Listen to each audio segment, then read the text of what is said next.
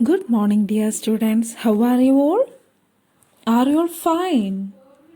Okay, I'm so glad to hear that you all are fine and safe at your home. Are you all happy? Okay, very good. So try to be happy and stay safe and stay happy. Okay. So shall we move on to the chapter? Okay, so in today's class, we are going to learn the last three stanzas of the poem, The Village Blacksmith. Are you ready? Okay, very good. So, in these three stanzas, we are going to see that the village blacksmith is living with the memories of his wife. He feels that his wife singing when he hears his daughter singing, and he always thinks about his wife and family. All the toils and sorrows are for the family to have a good life.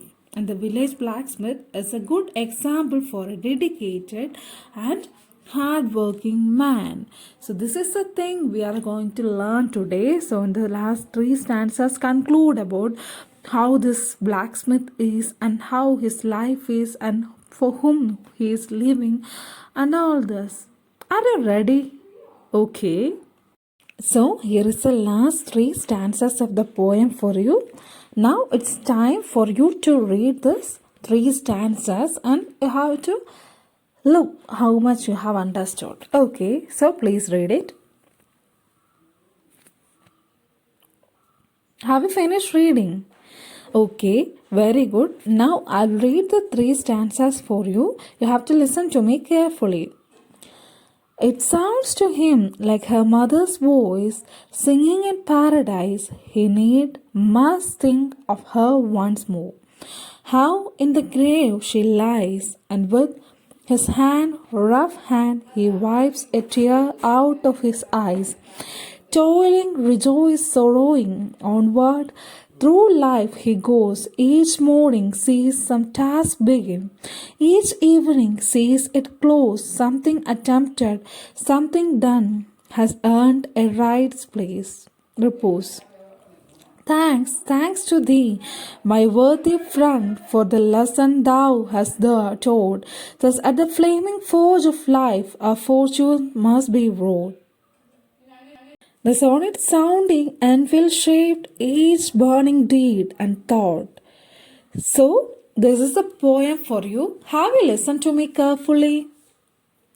So, now you have to tell me which are the new words you found in these three stanzas, and we will discuss the meaning of these new words now.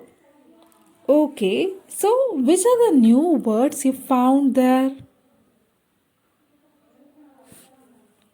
So the new words you told me are paradise, grave, toil, repose, and road. We will discuss the meaning of these words one by one.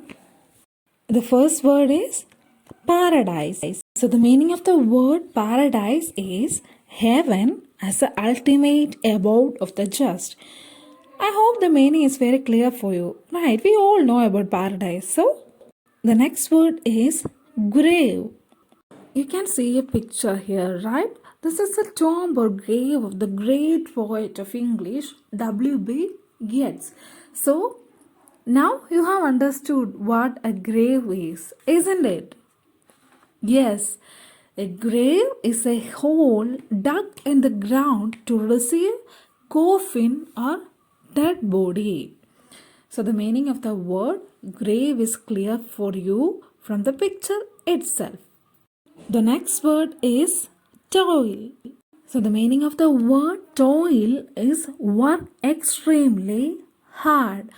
We saw in the poem that the blacksmith toils day and night. That means he works extremely hard throughout the day and night. So the meaning of the word toil is also very clear for you. And now the next word you are going to learn is repose. So the meaning of the word repose is a state of rest or sleep. That is a state of rest. The meaning of the word is very simple, isn't it? So we can move on to the next word. road. So the meaning of the word root is beaten out or shaped by hammering. So what is the meaning of the word root? Beaten out or shaped by hammering. So in today's class we have learned 5 new words. Which are they?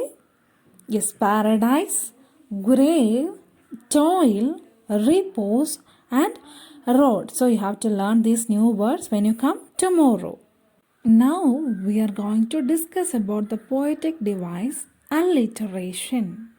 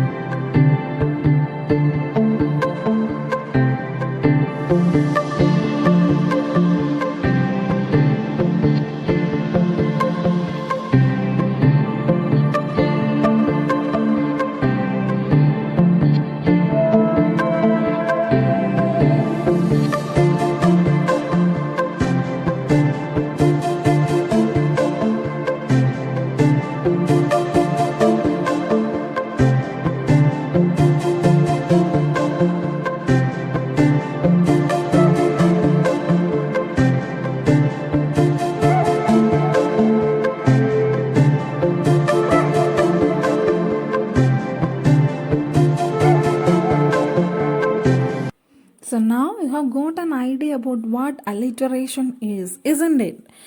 So you have to find out examples for alliteration from the last 3 stanzas of the poem when you come to the class next day.